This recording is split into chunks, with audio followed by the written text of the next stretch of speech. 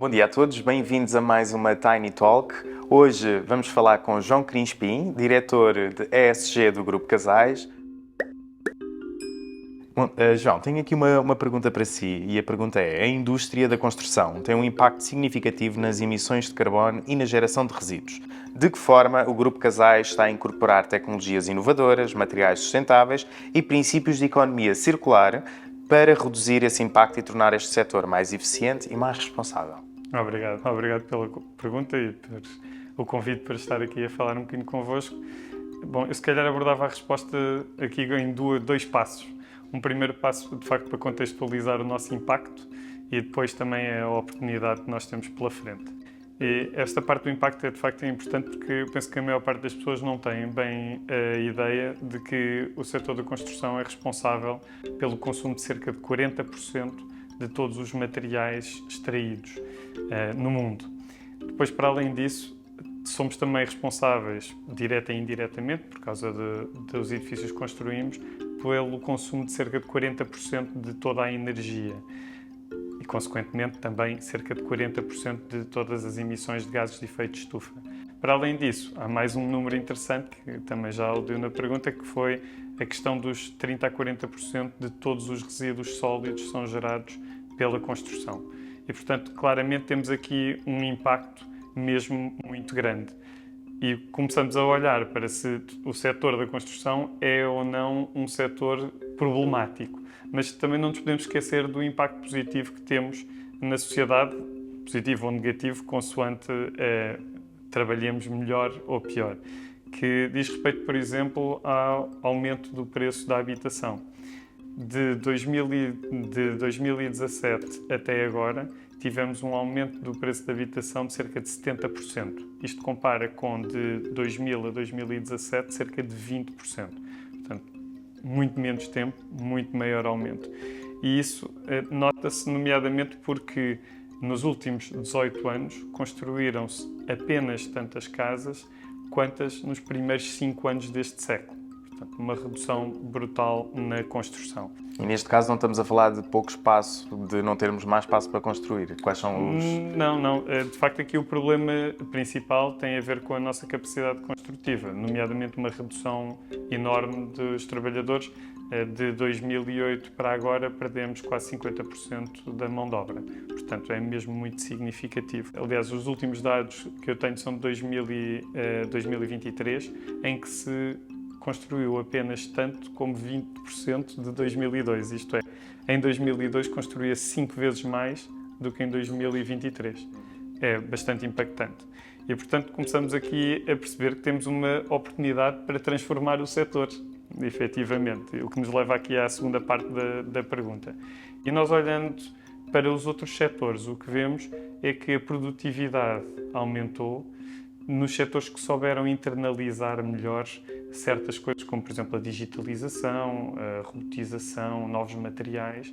E, portanto, há aqui uma oportunidade para olharmos para esses setores e percebermos como é que nós também podemos melhorar, nomeadamente também em ambientes mais controlados, como os de fábrica. E o setor da construção também já industrializou em parte, industrializou nomeadamente os materiais.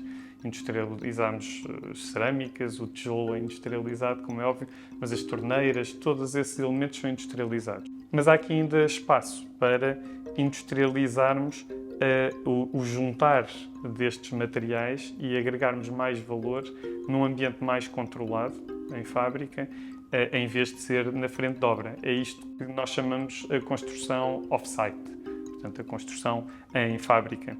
Assim também conseguiremos, naturalmente, controlar melhor os desperdícios, reaproveitá-los entre linhas de produção, por exemplo, porque toda a gente consegue compreender que ao utilizar resíduos de uma obra do Algarve, por exemplo, no Norte, não se justifica o transporte, mas se as duas... Algo que seja local, não é? Exatamente, se as duas coisas estiverem lado a lado em duas linhas de produção paralelas, a obra do Algarve pode perfeitamente ceder os seus resíduos para serem os materiais a incorporar na obra do Norte. Portanto, há aqui uma forte componente também de reaproveitamento. Mas não só isso, também conseguimos controlar melhor a qualidade, conseguimos também criar emprego que têm uma qualidade diferente. Portanto, estamos a falar de trabalhos mais seguros, muito mais tecnológicos também, e isso, de facto, é também um ambiente diferente para conseguirmos atrair pessoas que, de outra maneira, não teríamos. E esta última questão é, de facto, uma questão também de sustentabilidade, não só da empresa,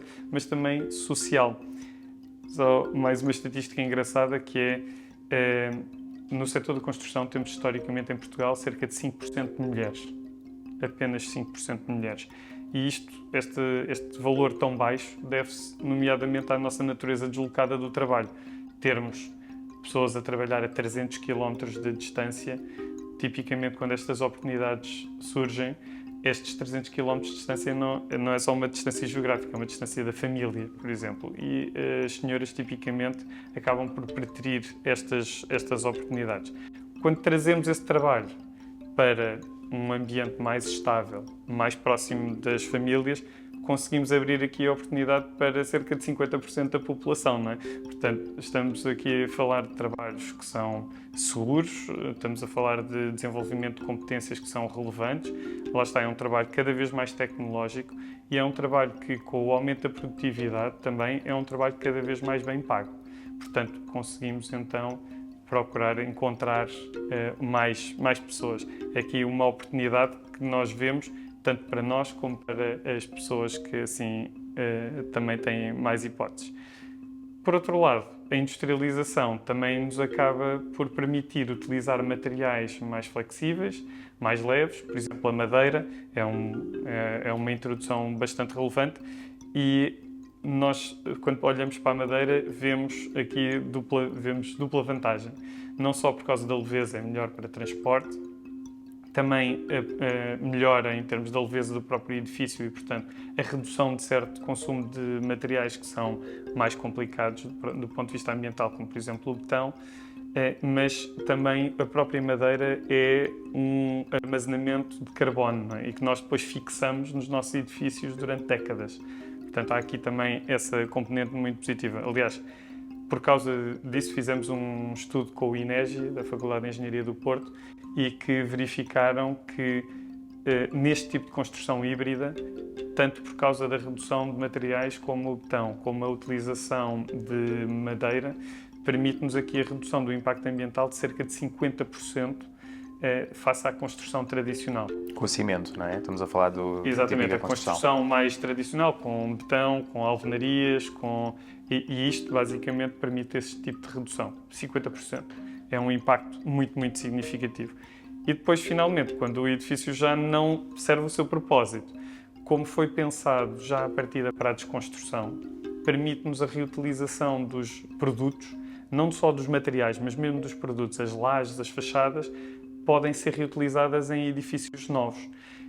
Isto por oposição, por exemplo, a um edifício mais tradicional, em que tudo o que nos resta é demoli-lo, separar os materiais e depois utilizar, por exemplo, para uma subbase de uma estrada.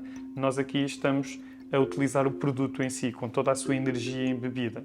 Isto permite-nos claramente uma circularidade, aquilo que nós chamamos um ciclo mais curto da circularidade. Reaproveitamento dos próprios materiais, mas na sua forma de produto.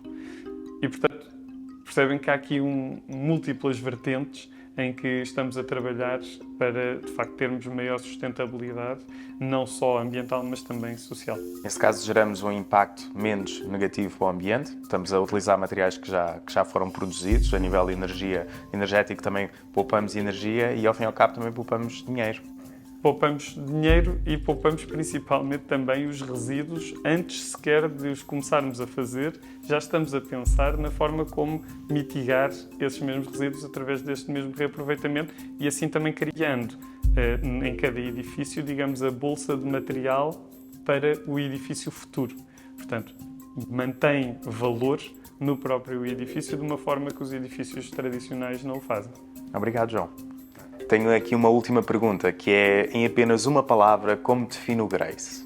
O Grace para mim é colaboração. É a possibilidade de falarmos uns com os outros e todos juntos continuarmos numa espiral positiva em torno da sustentabilidade. Obrigado, João. É essa.